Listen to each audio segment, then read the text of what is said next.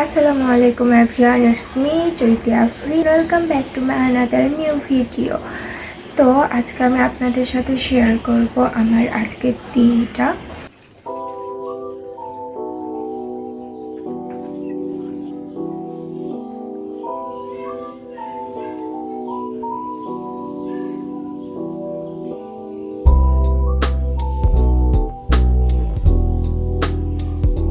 আর আমি এই সামারে এই সানস্ক্রিনটা ইউজ করে থাকি।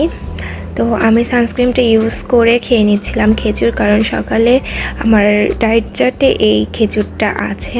তো খেয়ে আমি পানি খেয়ে নিচ্ছিলাম অনেকগুলো। পানি খাওয়ার পর আমি আপনাদেরকে দেখাচ্ছিলাম যে এটা হচ্ছে আমরা বাঙালি যে ফ্রোজেন করেও রেখে দিই, সিজনে অনেক বেশি খাই।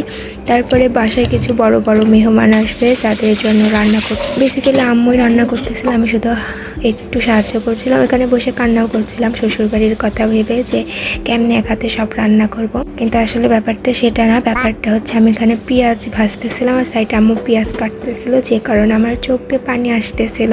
তারপরে আমি এই সবগুলো একটু একটু করে রান্না করে নিলাম।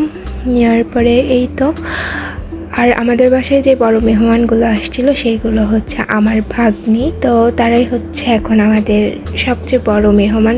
তাদেরকে আপ্যায়ন করা অনেক বেশি টাফ, কারণ এত পরিমাণের দুষ্ট এই পাবলিকগুলো। আপনারা যদি এই পাবলিকের সাথে আমার কোনো ভিডিও দেখতে চান অবশ্যই কমেন্ট করে জানাবেন, আমি নেক্সটে এদের সাথে কোনো চ্যালেঞ্জিং ভিডিও করব। 2000 years later. সো আমার মনে পড়ে গেল আমি তো ভিডিও করছিলাম।